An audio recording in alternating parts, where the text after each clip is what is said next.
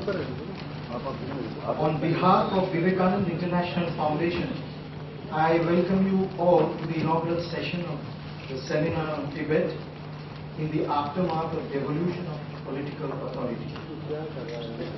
We are indeed highly gratified that His Excellency Dr. Lobsang Sangye, Kalon Tripa of the Tibetan government in exile, has consented to deliver the keynote address on the occasion.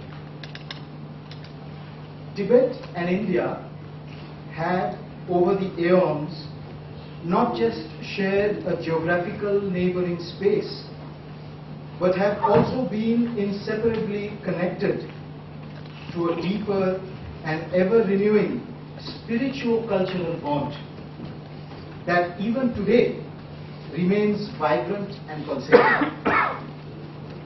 Dr. Sangye's first public address in India after being elected to be delivered here is surely an affirmation as well as a celebration of that indissoluble civilizational link. As per our tradition, we shall begin the program with an invocation, and I call upon Sri Manas Bhattacharya, Secretary VIF, to kindly begin the chant.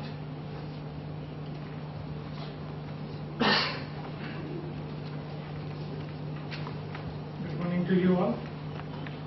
Firstly, we shall start with the Upanishadic chant, followed by a few selected sutras from Bhagavad Gita. Om Sahana Bhavatu Sahano Bhunaktu Saha Viryam Karvavahai Tejasvinavadhitamastu ma vidvishavahai. Om Shanti Shanti Shanti. This prayer is for inculcating the right attitude for a team effort. It says, may you all nourished, may we all work together with great assertive energy. May the acquired knowledge of us be fruitful and effective. May we never hate each other. May we never dislike each other. It is said that Gita is the sum total of Veda and Upanishad, and it gives us a philosophy of a welfare state based upon human dignity, freedom, and equality. Here in Sankhya Yoga, that is the chapter 2 of Bhagavad Gita, Sri Krishna is trying to boost the morale of Arjuna to face the challenges in front of him.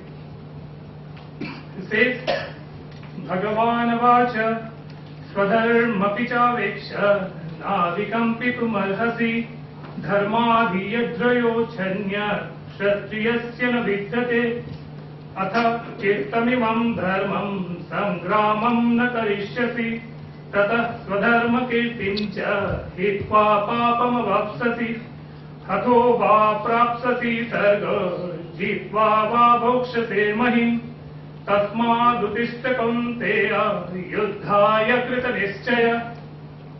Few worldly arguments were given to make Arjuna take part in the struggle. From the point of view of our own dharma, it is not fit for us to waver. Once we take up a resistance, we should never deviate from that. For the one who puts up resistance for just cause, nothing is more auspicious than that struggle. If we do not engage in a righteous struggle and deviate from our righteous duty and fame, will incur sins. If we fail, you will destroy your own dharma and our great name. If we are killed, we get to heaven, made for heroes. If we conquer, we shall enjoy the earth. Therefore, O Arjuna, rise up with determination. Thank you. I shall now request Sri Ajit Doval, Honorable Director VIA, to deliver his inaugural speech.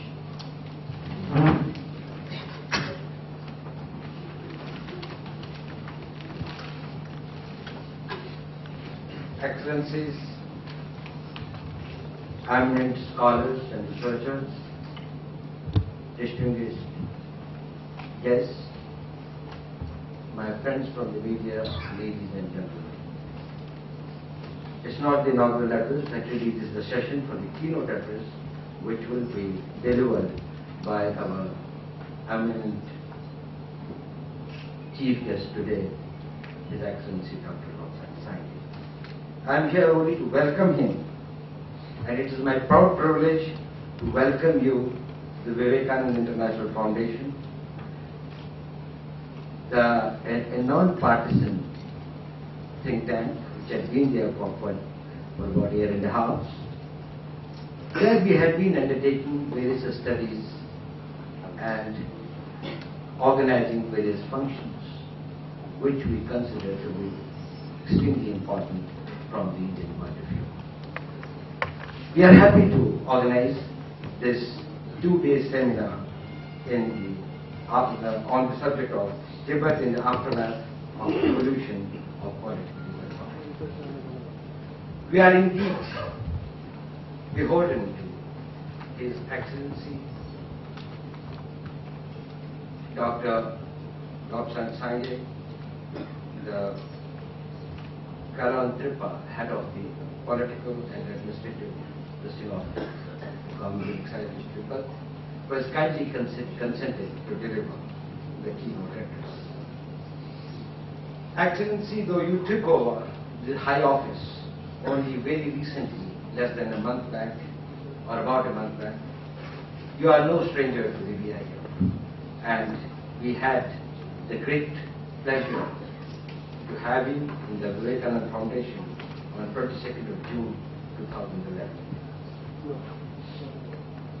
He is also too well known in the last few months that he had come into prominence following his being elected in April 2011. He has made a great impact on us. The people within India, abroad, Tibetan community, by his sagacious views that he has expressed about his practical wisdom. Dr. Lobsang Sangye brings with him some very unique qualities, some very important aspects which are, I think, important for us to understand. Firstly, he brings with him a very strong academic and intellectual background. Having studied here in Delhi University, having graduated from here and having done his law, he went to Harvard. He did his LLM from the Harvard and subsequently did his SJD, that is the doctorate in science of jurisprudence from the Harvard in 2005. So I think that in the political class world over, probably he could well compete as one of the most eminently suited for important and sensitive assignment that he would have. He is widely traveled, he brings with him, he has had an interaction globally, he met with people, understands the global realities. The next point is, of course, his youthful energy and his vision. That is extremely important. It's extremely important that you must have a goal, and if you have to have the goals, you must have the strategy to have it, but you must also have the time. He has got plenty of time to his advantage, and we do think that his term will be of great significance. But most importantly, I think, is the trust and confidence that he shows. And the trust and confidence not only of His Holiness, but Tibetan people by and large. And when I say Tibetan people, I think the Tibetan people wherever they are. It's not only the Tibetan people in India. He also enjoys a lot of confidence in the trust of the people in India, of the intellectuals, of the thinkers here, who have really been deeply impressed by his views and by his very sagacious thoughts. But the most important factor is, I think, the time of elevation is caused. He has come on the center stage immediately following His Holiness Dalai Lama's declaration about the devolution of political power in March 2011. Now this is a very, very historical event, and it has got three important dimensions. First, of course, is that hereafter the entire establishment, which was being headed by His Holiness, is going to be governed through a democratic process. Not that it's new, the democratic tradition has been quite deeply embedded, and I think it has been part of the mindset of His Holiness, and all through has been insisting on that.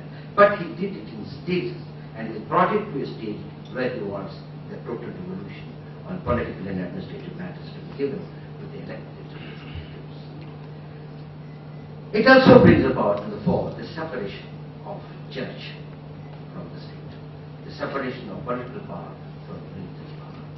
I think it's a concept which His Holiness, though a religious man, has always harbored, and it was a view that he has articulated at many places. But this also brings to an end reliance of a movement on an individual, which I think is a very significant aspect. The movement now, or the thought, which is harbored or which has been nourished and nurtured and propagated by His Holiness, stays through the democratic process till any Tibetan, any of the world thinks and believes in that. And that is a much greater shelter, a much greater thing to the cause for which it is stood. There is no doubt, and I think we cannot be oblivious to the fact, that Tibetan issue has got to be seen in a much larger perspective than purely strategical political perspective. There are many other aspects of the issue. It's a great civilization. They had a great contribution. It's a cultural heritage of the humanity. And the Tibetan people are great stakeholders in preserving that. And I think so is the rest of the world. For India, our relationships transcend beyond political strategics and civilization. It is more civilization and culture. But besides that civilization and cultural factors, Tibet has got a very special import for us. We have a large number of refugees in our country who have come here not voluntarily nor on our invitation. The conditions in which they had to leave, probably they can return only when the conditions are conducive, where their culture, their civilization, their value, their way of life will be preserved, and therefore, for the safe and honorable return, it is necessary that conditions are created, and the international community and the people and thinkers probably contribute to that. India also shares a long frontier with Tibet, which is now, of course, in the Chinese frontier, over 4,000 kilometers. India cannot be oblivious to the developments taking place there. There's military movement, there's military infrastructure. It impinges on our security. Besides the internal development, which has got to be, it's important for us to see. And therefore, India is a stakeholder, and India cannot shy away from that role. The Tibetan people are the important shareholders, and no doubt the Chinese are very important shareholders. It's a question which has been recognized, that is their sovereignty over that area, or their control over that area. But that does not mean that the conditions there can go and can be dictated by what they would like that to be. And the middle way that was suggested by His Holiness actually is a movement in that direction. That is, we consider and accommodate the views, opinions, and the interests and the concerns of all the stakeholders. Let Tibetan people preserve their culture, civilization, language, religion, and beliefs. Let there be a sufficient space for the preservation of Chinese security and strategic concerns and their territorial integrity. And let the concerns of India also not be overruled by the things and the developments which probably unilaterally tend to change the situation. We are here to move ahead. We are going to have a two-day deliberations where we are going to discuss about various aspects, about the developments within Tibet, the human rights issues, the import of the declaration by His Holiness. But I think the way out is something which was articulated most precisely and brilliantly by His Holiness in 1987 when he was addressing in Strasbourg the Parliament, the European Parliament. He had said that we have to convert Tibet into an area of peace and non-violence. If Tibet is sought to be made and converted into a military theatre or an area of excessive force deployment of our military manuals, then probably everything is going to get upset. But if it emerges and if it's consolidated and if all forces work in making it an area of peace that serves the interests of the Chinese best, that serves the interests of India best, and most importantly, they serve the interests of the Tibetan people who are very keen and rightfully so justified in asking for a space under the sun where they can preserve their traditional historical values and culture. Ladies and gentlemen, I would once again like to thank His Excellency, who has been kind enough to spare his time. Therefore, having no better person to deliver the keynote address, and I'm sure that he is going to give us the ideas and the thoughts which will be a tone setter for the deliberations of the seminar that will follow during the next 2 days. Thank you very much. I request President the Communist Party to deliver the keynote address.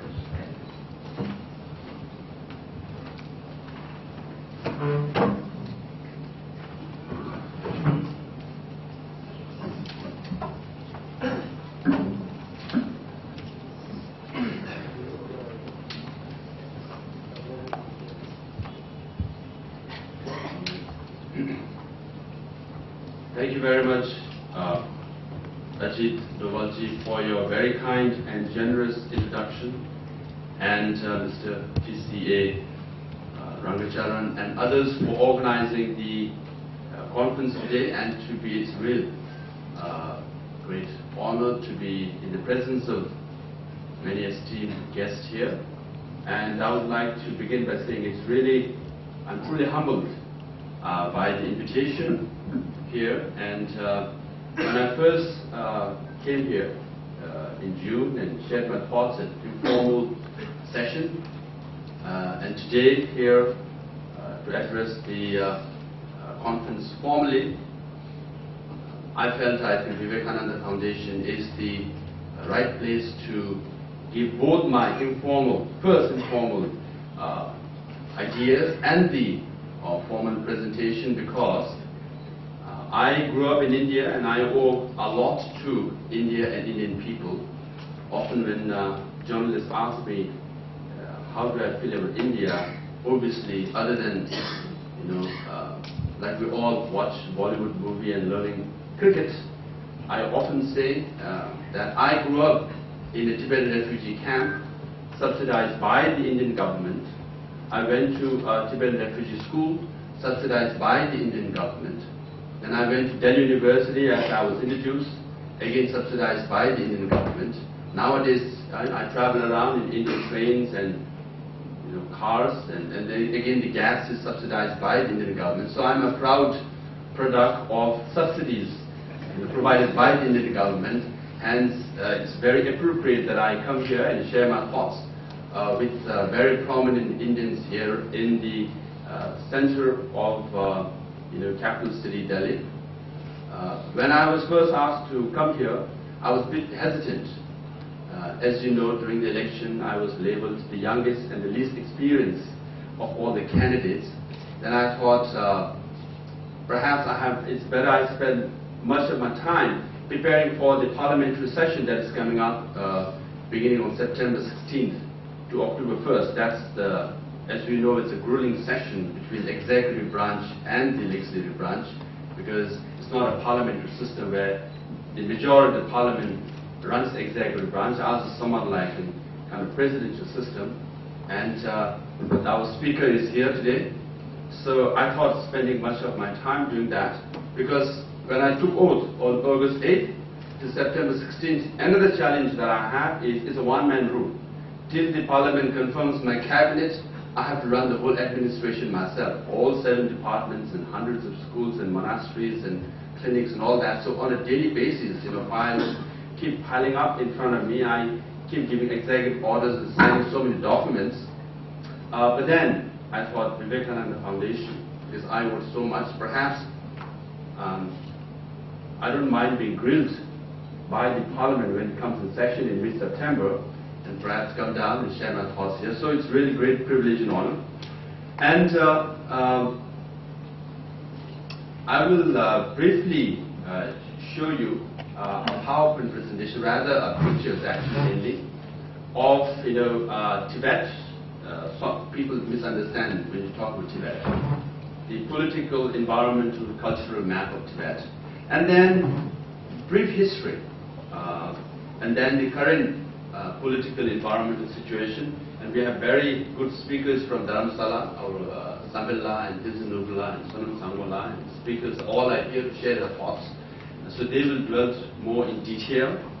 And then what does the devolution of political authority by His Holiness Dalai Lama mean in general, but I'll limit myself more to me as a person.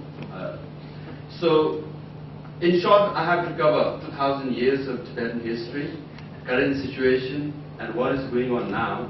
In next 20-some minutes, I will be spending 100 years per minute, so please bear with me.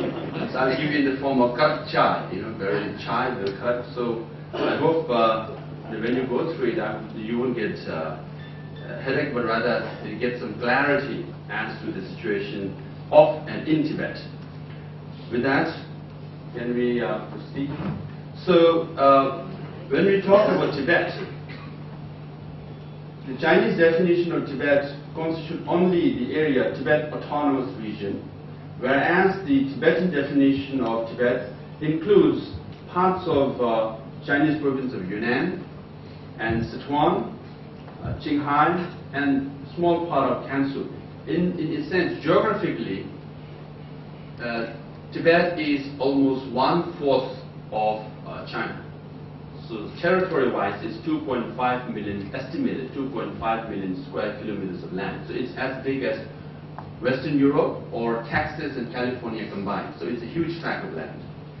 And when we say, because when China says Tibet is only Tibet Autonomous Region, we say no, that includes Qinghai, because that's where His Holiness the Dalai Lama was born, and Sichuan, that's where my father was born. And also this is the map which shows where in 2008 the uprising took place. The Tibetan uprising in 2008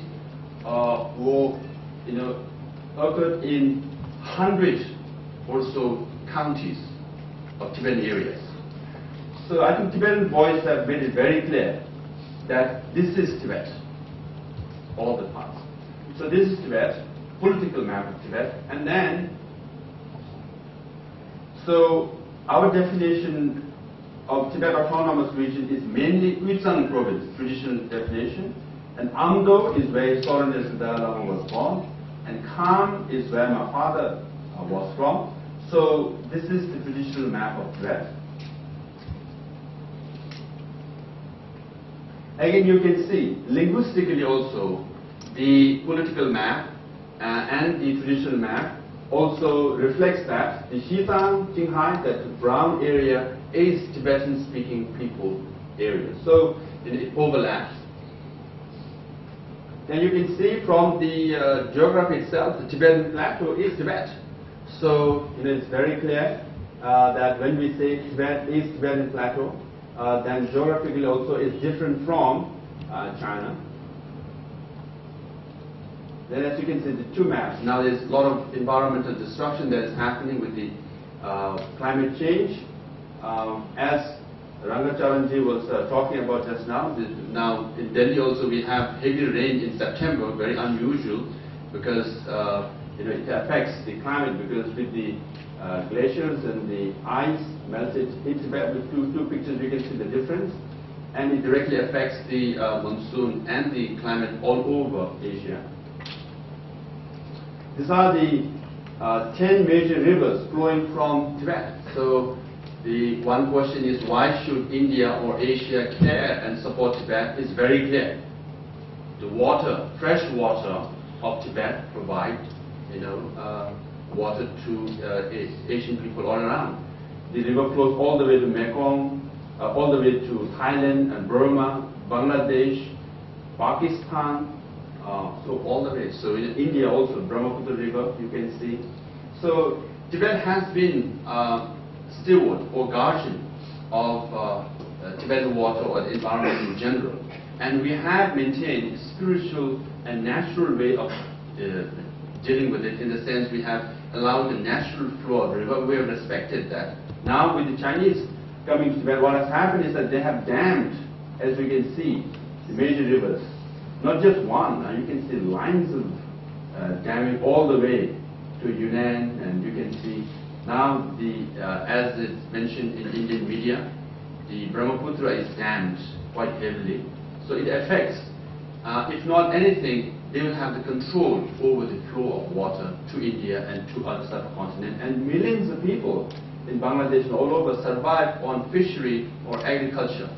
Now, when you dam water, you have at least control over it, and it will affect millions of people's livelihood. And you know, the rare earth being now very famous, because without that you can't make many of the technological gadgets. And China has monopoly over it. Almost 80–90% of rare earth comes from China, but actually it's from Inner Mongolia. And then major source of water is from Tibet. They also have control over it. And recently they announced that the largest gold reserve in Asia is also in Tibet. And the gold price is shooting up the sky nowadays. And this is traditionally, again, this historically, this used to be the Tibet Empire. So Tibet was not neither a small territory nor a small power. Historically, in 7th and 8th century, it was a major power. It extended all the way to the Chinese capital. As you can see, Chang'an. Once the Tibetan army marched all the way to the Chinese capital, then Chang'an, and captured the capital, including the emperor, and reportedly appointed a puppet Chinese emperor by the Tibetan army, actually. So it was a major power. So King Songtsen Gampo and his two wives. On the right is Chinese Princess Wangchen. On the left is Nepali Princess Birikuti. So at that time, Tibet was such a huge power that even the Chinese and Nepali kings, they gave their niece and daughters in marriage to buy peace with the Tibetan Empire. And then we move straight to 1910. 13th Dalai Lama, when he fled to India after the Chinese invasion. I brought this picture because the challenge Tibetans face now is how do we restore freedom in Tibet and return of His Holiness the Dalai Lama to Lhasa. And with 13th Dalai Lama, he also did something. With Chinese invasion, he fled to India, and Tibetans successfully managed to have His Holiness 13th Dalai Lama return to Lhasa. So the challenge remains the same, and we have done it before, and we think we can do it again. So this is the Tibet-Mongolia Treaty signed in 1913, which mutually declared each other as independent countries. And as we all know about the similar agreement in 1914. And if you move a little further this way,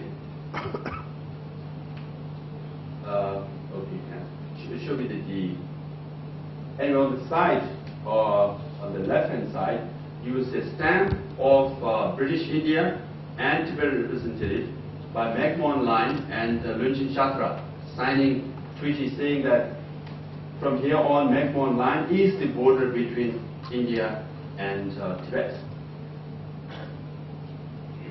Now this is when we lost our sovereignty. The 17-point agreement was signed between Chinese representative and Tibetan representative in 1951 in Beijing, which essentially surrendered our sovereignty, but under duress, because our representatives were told, if you don't sign the agreement, invasion will move forward and your country will be occupied. Having said that, as Ajit Dovalji mentioned, His Holiness seeks genuine autonomy within the framework of the Chinese Constitution. If you read the Article 1 of 17-point agreement, it says, Tibet shall return to the motherland. So Chinese government claims two ways. One, they say Tibet has always been part of China. But as you can see from the Tibet Empire and the 1913 agreement or treaty with Mongolia, and even the 17-point agreement acknowledges that Tibet was not always part of China. Otherwise, where was Tibet returning from if Tibet was always part of China? So Article 1 says Tibet shall return to the motherland. And Article 4 says the power and status of the His Holiness Dalai Lama and the Tibetan government will be kept intact. In sense, the one country, two system, the idea the Chinese government has shared with Hong Kong and Macau was very much enshrined in the 17-point agreement. But we signed it in 1951, but by 1959 it was very clear the Chinese government had other ideas. They wanted to occupy and colonize Tibet rather than grant what was actually promised in the 17-point agreement. So by 1959 it was very clear the Chinese government was more interested in occupying than giving autonomy to Tibetan people. So this was a picture of major uprising on March 10, 1959 in Lhasa. And then after the occupation of Tibet, around 80,000 Tibetans fled to India, and with the kind effort by the Indian government, Tibetans were provided land in various parts of India to start refugee camps, and many of them were given jobs to be road construction workers. So from Sikkim to Manali to Dalhousie, the highways that you see were built by Tibetans. And then during the Cultural Revolution, the second most popular Tibetan leader, Panchen Lama, went through a very harrowing time. And then the present, if many people say, often you read, by sometimes in Frontline magazine, sometimes in Hindu newspaper by N. Ram, that I went to Tibet and everything seems to be, honky-dory and Tibetans are content and satisfied with the situation. If that is the case, this picture reveals otherwise. It says that, this as you can see, a small Chinese shop. It says, this is a job advertisement. They will say, if you are Tibetan, we'll give you 30 renminbi a day. If you are Chinese, we'll give you 50 renminbi a day. So in Lhasa, the capital city of Tibet, Lhasa means land of gods for Tibetans. It's sacred. So Chinese shop have the audacity to put a job placement that says, if you are Chinese, we give you more than a Tibetan. How would you feel? How would you feel if there is a signboard in the Chinese shop here in Delhi which says that if you are Indian, we will give you 30 rupees a day. If you are Chinese, we give you 50 rupees a day. So this is the signboard of economic development that Chinese government has promised us. The socialist paradise they promised us, because initially when they came, they said we will have socialist paradise in Tibet, and Tibetans will be happy and content, and willingly and peacefully remain within the Chinese domain. Now again, I'm just reminding you, situation is prevalent in all parts of Tibet, how we define Tibet, and there was protest all over Tibet. Now you can see this recent picture of, I'm sorry, it's quite graphic, but this is the monk. Given the unbearable situation, given the repression that is going on in Tibet, Tibetans find it so unbearable, they're willing to give up their lives. So you can see him, very healthy young man, and he self-immolated himself, and just recently. And this is not an unusual occurrence. It has been going on. So Tibetans are really pushed to the brink by the Chinese occupation. Again, the Tibetan spirit, having said that, it's been now 60 years of occupation since 1951. The whole generation of Tibetans have changed. In the sense, majority in Tibet, they have never seen or met with His Holiness the Dalai Lama. Most most of us have not been to Tibet as well. So in that sense, the interaction between us is quite limited. Having said that, the Tibetan spirit, inside and outside, is very, very strong. And this is one evidence, because in 87, 88, and 89, there were a series of protests in Tibet. And most of the protests were led or happened around the Chogang Temple, the holy shrine, where I showed you the statue of King Songtsen Gampo and two of his queens is placed. Now that's the holy shrine. Now, what the Chinese government thought was perhaps they could find a solution. The best way to find the solution is to replace all the monks in the Chogang Temple by loyalists. So what they did was they removed all the monks from Chogang Temple and recruited new monks. And they are the only monks, I think, in whole of Tibet who are paid salaries. So even the Tibetans have a little bit of suspicion towards these monks. They are the salaried monks. So their leaning towards Communist Party is likely. But then what happened was, in 2008, when protests happened all over Tibet, so the Chinese government thought perhaps they could have a little bit of propaganda by inviting 20 or so journalists to Lhasa and showcase to them that peace has returned in Lhasa. So obviously they showed them around, took them around some Tibetan, Communist Party offices. Obviously, the Tibetan Communist Party members will parrot the party line.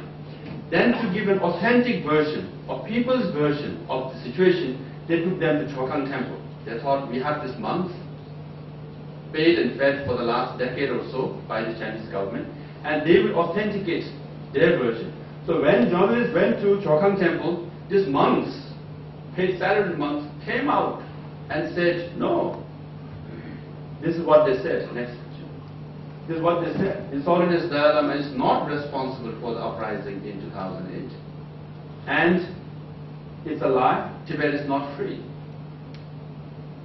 In short, Tibetan spirit is so strong that even though you are paid and fed by the Communist Party, but your loyalty to your leader, His Holiness, and your loyalty for your cause, Tibetan people, is so deeply embedded that they will come and speak for the truth.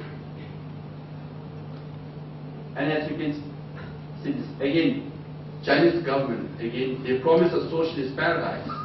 So it's been 60 years. In short, this is the socialist paradise generation. All these protesters are below 60 years old. And they are leading the protest in Tibet. You can say, we have no freedom of speech. This is an Anglo area.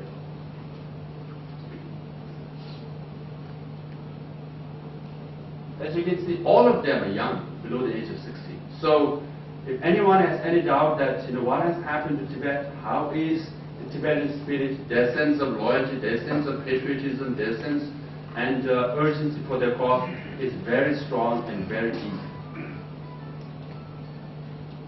And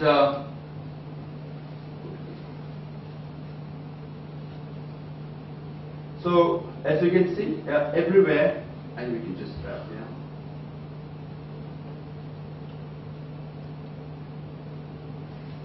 so even in front of tanks, and what the Chinese government did at that time was they rolled out tanks in the streets of Lhasa and other places.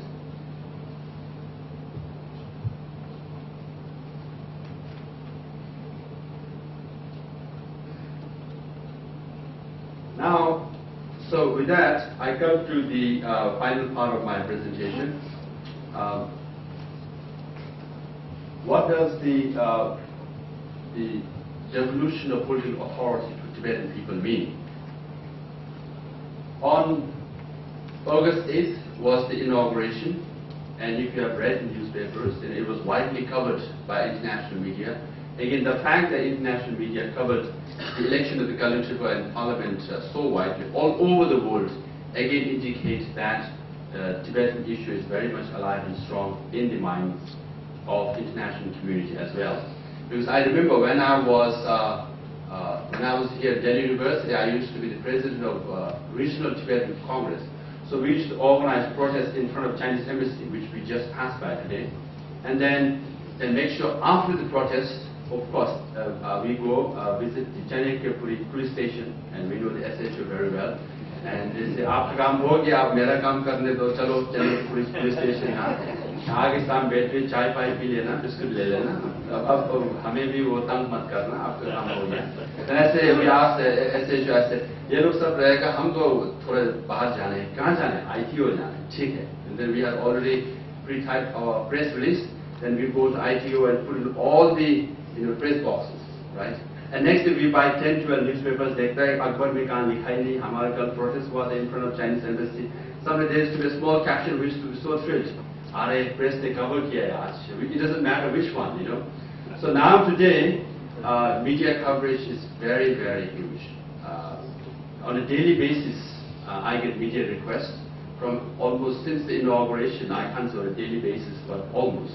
I have a call from Australia or Canada or anywhere, and I just talk on phone to some journalist somewhere, So it has changed.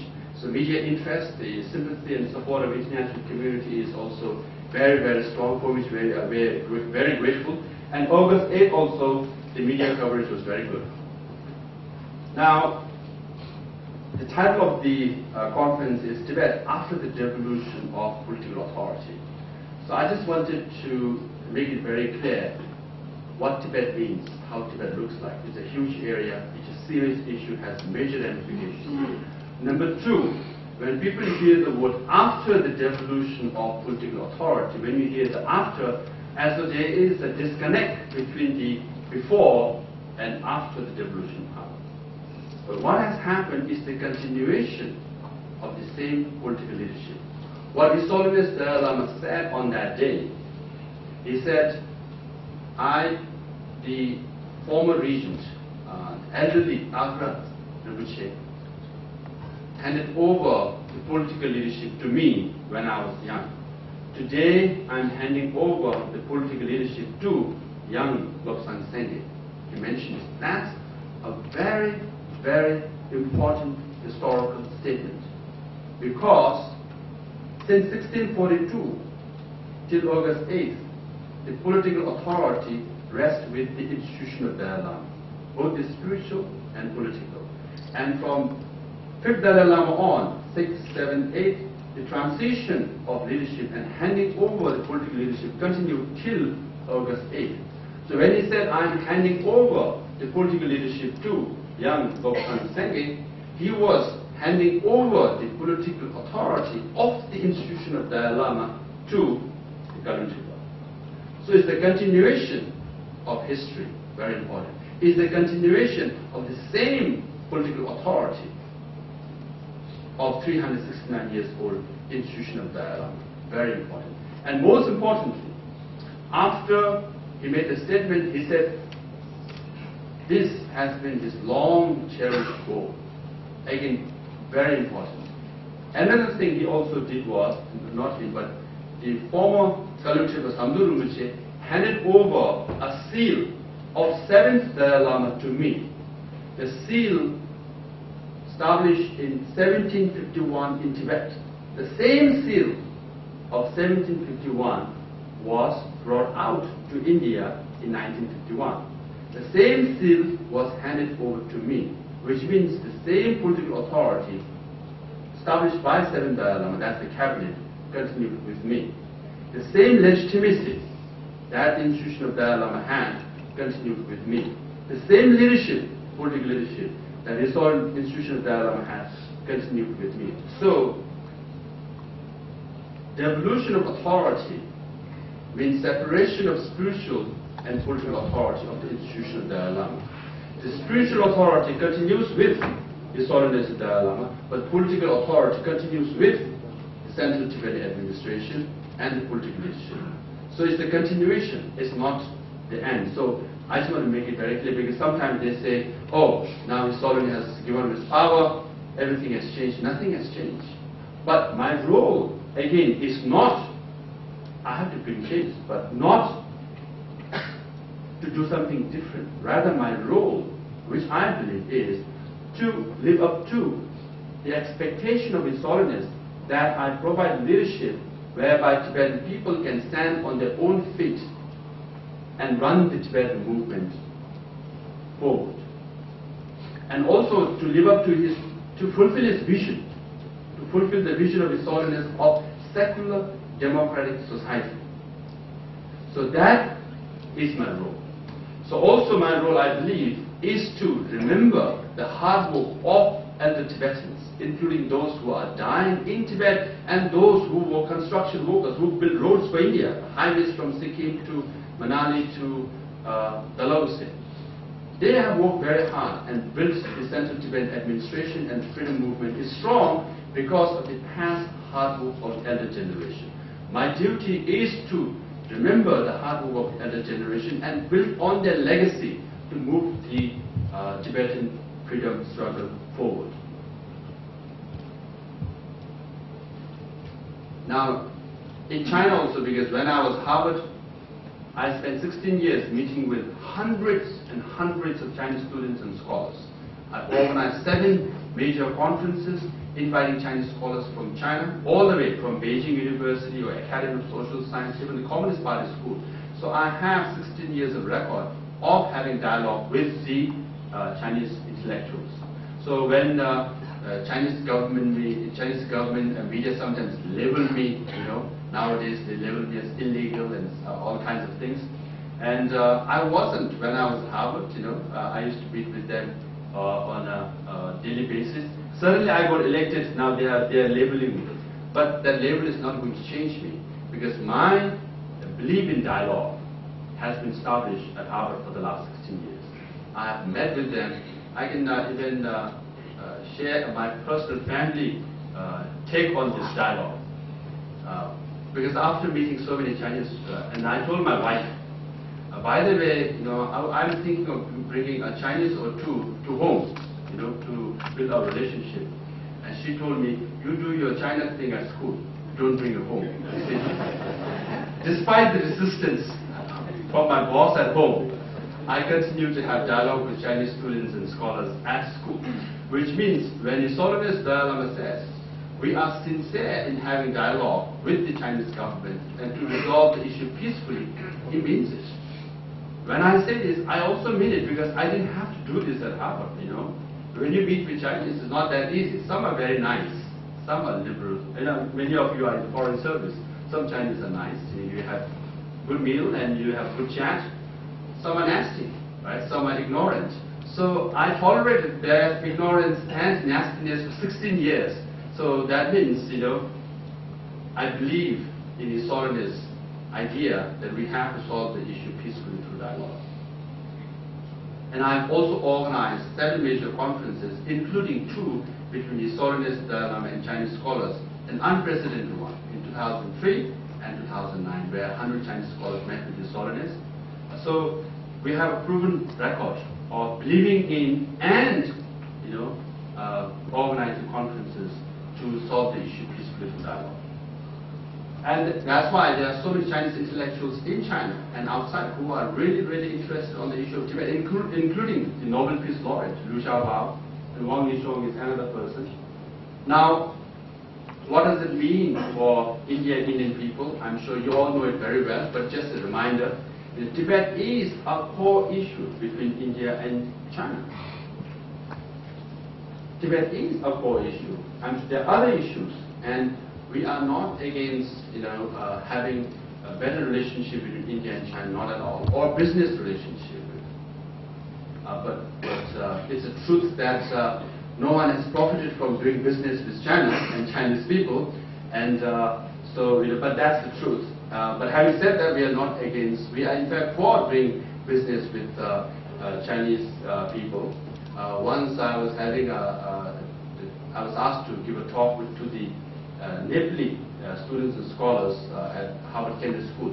It's not part of the program, but on the side. And they said, we want a railway line all the way from Lhasa to Kathmandu. Because I'm from Darjeeling, I speak Nepali language, so I'm quite friendly with them. I said, why? They said, we want to do business with Chinese. And I said, no one in the world has profited from doing business with Chinese, and why do you want to do business, In the end, cumulatively, you'll be the lost one. So no, we want to do business with China. I said, oh, if Nepalese are exceptions, then good luck to you. But I, for one, we also thought, when Chinese first came, we would profit from their, their visit, because they promised us socialist paradise. But once they started building roads, which we helped also actually, some Tibetans, we were given silver coins. And Chinese people were so polite, Chinese army persons were so polite. Once the roads were built, overnight they changed their personality.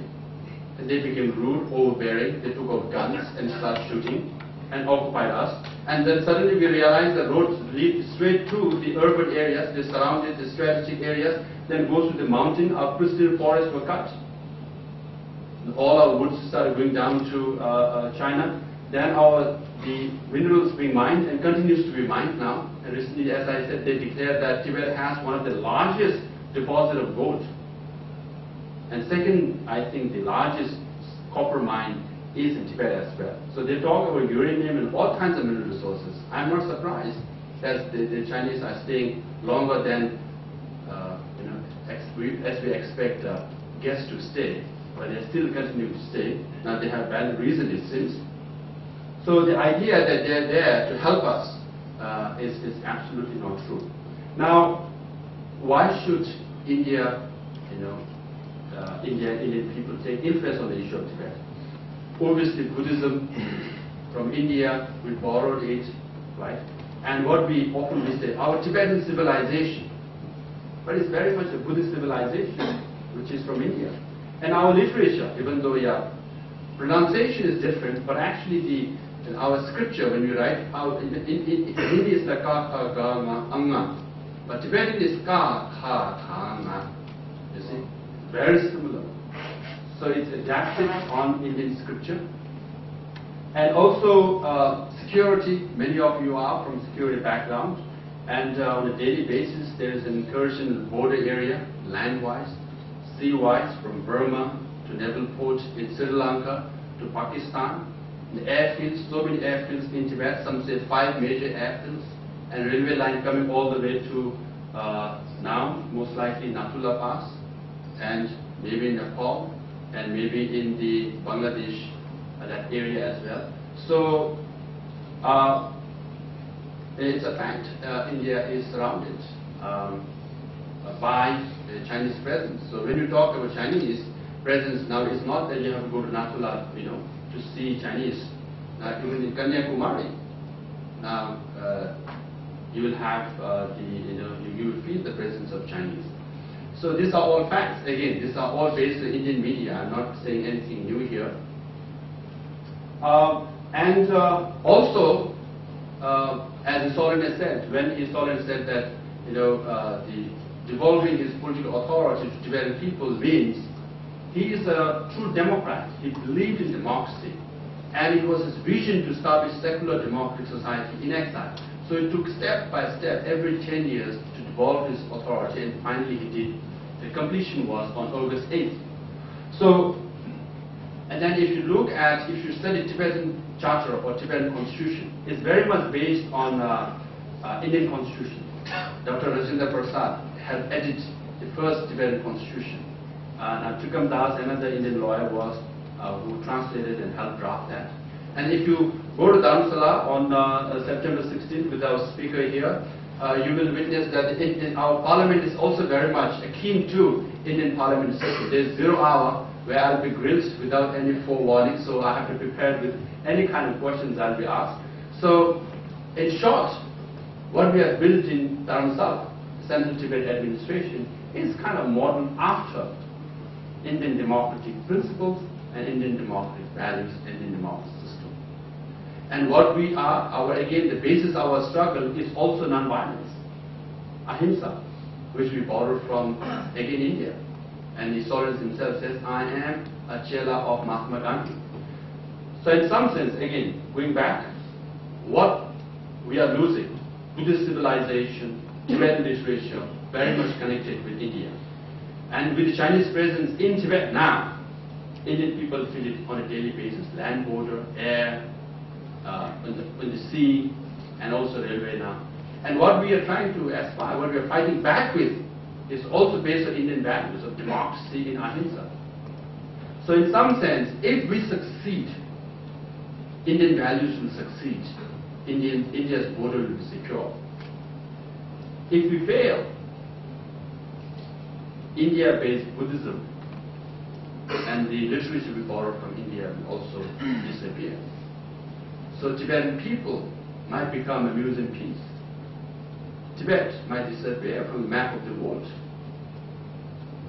But if it does, it has a direct relationship with India and Indian people. Hence, Tibet is a core issue for India. And with that, I appeal all of you who are here to take interest on and really thank Vivekananda Foundation for organizing this conference, and hopefully we will have it on a yearly basis. And even if you invite during the parliamentary session, I can't come, but if you invite me before or after the parliamentary session, I'm happy to come and send some more scholars to share their thoughts. And with that, I conclude my remark with, as we have someone at the beginning who came and recited verses from Bhagavad Gita, said, the dignity, freedom, and equality are three principles mentioned in Bhagavad Gita. These are the principles we are fighting for. Tibetan's dignity, Tibetan's identity, Tibetan's freedom, and Tibetan's, what we're seeking is equality. These are also enshrined in the Indian Constitution. This is what we are aspiring, this is what we seek, because these are the principles every human being should have. We are denying that. And we ought to have this because this is mentioned in Bhagavad Gita and also in the Indian Constitution and all the democratic principles. And also, I believe another verse mentioned in Bhagavad Gita was, rise up with determination. Tibetan spirit is strong. Inside Tibet, outside Tibet, we have the determination to strive for what is ours. That is our homeland, our dignity, and our identity. We will do that. And with that, I'll show you a few pictures finally. Again, why we believe so strongly in ourselves is because our struggle is based on Buddhist philosophy, which is 2,500 years or more old, compared to communism, which is 100 plus years old. There is no competition between the two. Buddhism has gone, has historically had ups and downs, but we have survived. Communism is 100 plus years old, and especially with democracy as an additional tool we have, we believe democracy will prevail over communism. And as you can see, Tibetans lining up to vote during the Tibetan parliament election. And this is me. And also, even though our election was polite and gentlemanly, kind of Buddhist democracy, because after the debate in Dharamsala with my other other candidates, we shared taxi. This is not an Indian kind of style democracy. We shared taxi to candidates from Dharamsala to Delhi, and we were in Majnugatila. There were only 2 hotel rooms.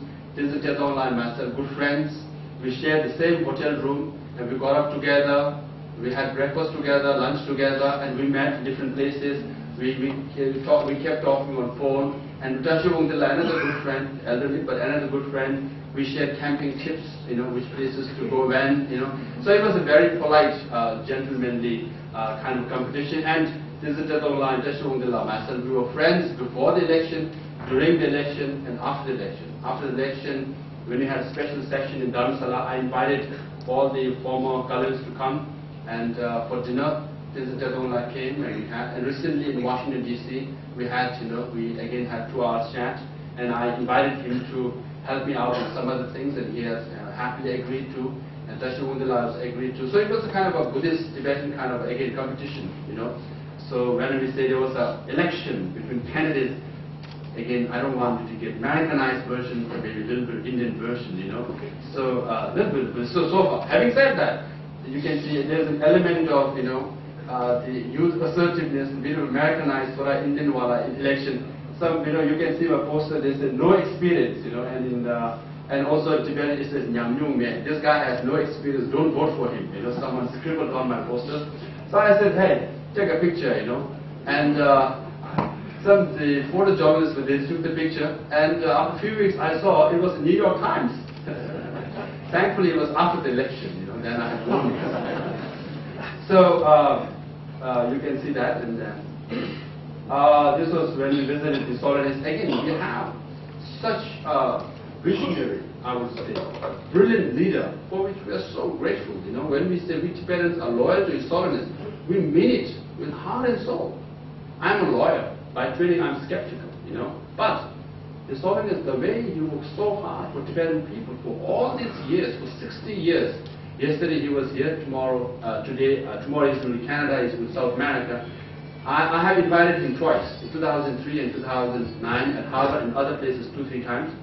But after working with him for 2 or 3 days, you get completely exhausted, you know. You shut the door and said, don't, switch off my phone and said, don't make anyone call me for next 2 days because I have to take a rest. But you see, His Holiness moving from one city to the other city. He has been doing it for 60 years. So our loyalty to him is absolute. Why? Because he has dedicated his life for Tibetan cause. Now look at this picture. I was coming to my elect and speaker was there, and we were going to Washington DC, and he said, hey, I want you to come with me, you know. Because when I meet the US, the House Speaker and the minority leader, I want to introduce you all people.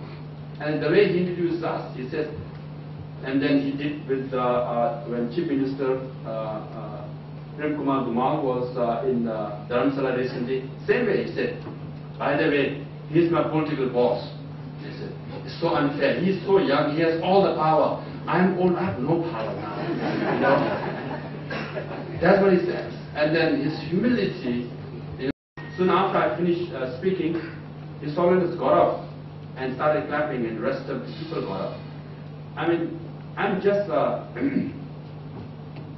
I'm from a very humble background, and I was elected by the people, but to see a leader getting up and giving a standing ovation, it's very true and real. But as he said at that time, my long cherished aspiration fulfilled with the transition of political power. That means there was vision to see that Tibetans have a secular democratic society, and then we carry forward our movement.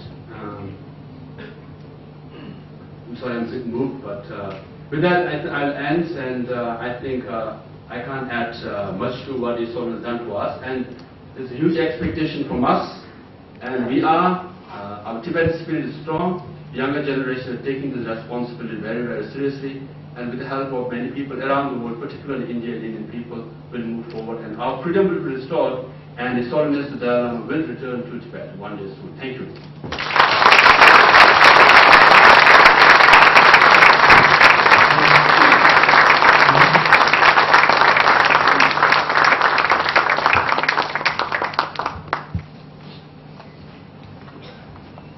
May I request Ambassador Shri T.C. Ramachari to propose the vote of thanks.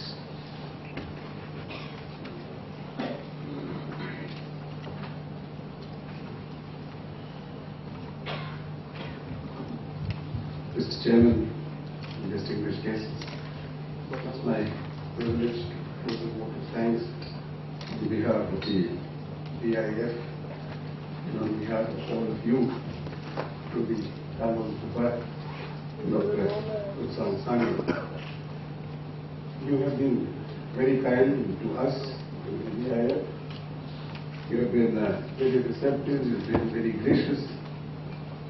And as the chairman mentioned earlier, in spite of your very busy schedule, whether it was in June or at present day, you have been very ready in accepting our invitation to be here. And I remember when we talked about this in June, when you had come here, and we had mentioned to you that we were proposing to hold a seminar, and would you come and deliver the inaugural address? You said to us, find a date after the inauguration and before the parliament session. And we were able to find a day that was good for you, and we are ever so grateful that you are here with us. It's a very moving speech that you made, particularly the concluding note, because I think in this hall you will find many, many people who have had the privilege, the honor, and they have been blessed to have had affection of His Holiness the Dalai Lama during the many encounters that they have had with His Holiness. And you spoke of tolerance.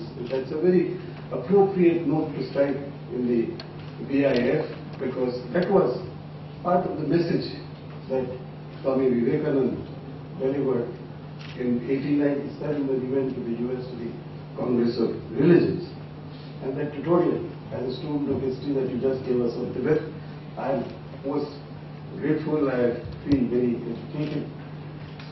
Maybe I should add one more item of information to that, and that is that some 4 years ago, just after the Peking-Lhasa line was inaugurated, the Chinese put out a lot of material in regard to Tibet. And one of the figures that they put out was that an estimated 1 trillion yuan of minerals and metals can be found in Tibet.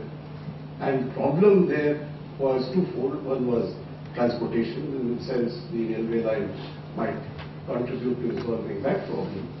And the second problem was lack of power, because when you mentioned copper, companies had been given contracts, but they were not able to do the digging and excavation and extraction because of the fact that there was not sufficient power. And when you were speaking of the Nepalese, maybe that is another thing that we in India should think about. The development of hydro potential in Nepal for use in Tibet. We ourselves have been very, very tardy in our own negotiations with Nepal, and we have not succeeded in developing the hydro potential in Nepal in the way in which the hydro potential in Bhutan has been developed in consultation, cooperation and consent of the Bhutanese government. That is something that we in India could think about. The core issue that you mentioned, Dr. Sangye, India's core interest insofar as Tibet is concerned, you might also recall that recently the Chinese for the first time have talked about Tibet and Xinjiang as core interests apart from Taiwan. And I think if India thinks of Tibet as a core interest, if China thinks of Tibet as a core interest, then very clearly the Tibetan people would look upon Tibet as a core interest for them, because it affects them more than it affects anybody else. Then maybe there is some way that can be found where everybody can sit around and find a solution, though ultimately the Chinese would have a greater responsibility in helping find a solution which will also be acceptable to the Tibetan people in terms of the autonomy that you mentioned. As I said earlier, many of us have been very blessed by the affection that we have received from His Holiness. Some years ago, when there was talk about the return of His Holiness to Tibet, I asked him about it, and he said, yes, I will go back. I have to go back. My people want me to go back. And then he paused, and then he said, but I will come back. I am too used to the freedom here. And I hope that is the message that you will keep with you also. One day you will go back, but I hope you will come back with the same feeling that you've got used to the freedom in India. Thank you very much.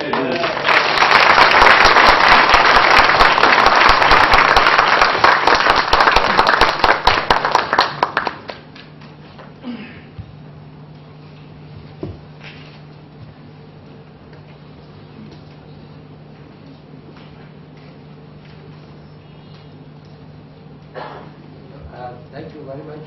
And I think now we will be discussing for a cup of tea, and then the seminar will start in the seminar room downstairs. The scholars and the session. The scholars are requested to be there in the seminar room, which is in the downstairs. Okay. Please join us for a cup of tea.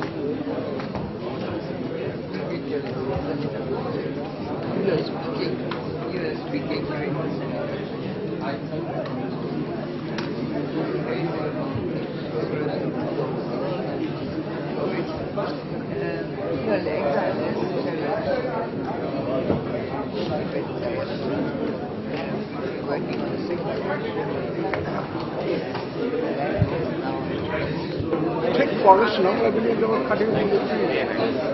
So I've been into Tibet. Thank you so much.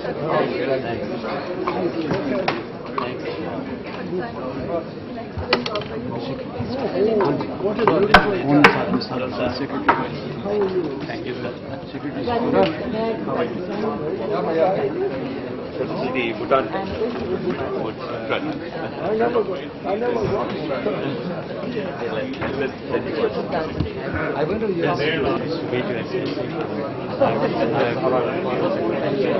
I followed your speeches, your writings with great interest, and you did brilliantly on that art talk on BBC. Oh, yes, it was fantastic. Yes. And I must compliment you for every word of truth that you spoke. More than 75% of my 40 years of service, I've served only in Tibet. And what you said is very good. Like Vodafone, right from Dharamshala to Delhi. How you went? So I've written it all up. And it's in the press now.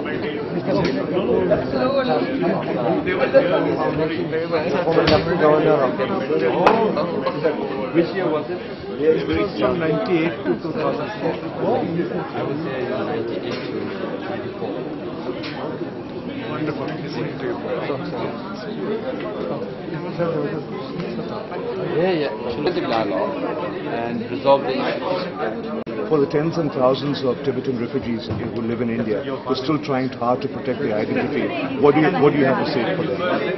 I said, believe in yourself, be proud of yourself, be confident that you are Tibetan, because we have a great leader, and we all must contribute towards making a reality of freedom in Tibet. And that has been the aspiration of Tibetans and our parents, and we have to make a dream of our parents come true. And you see that dream happening at some point? Definitely. Look around. It's changing, on a daily basis. Look at the Arab Spring, where democracy is spreading, and our day will come, and it will come soon. Thank you, sir. Thank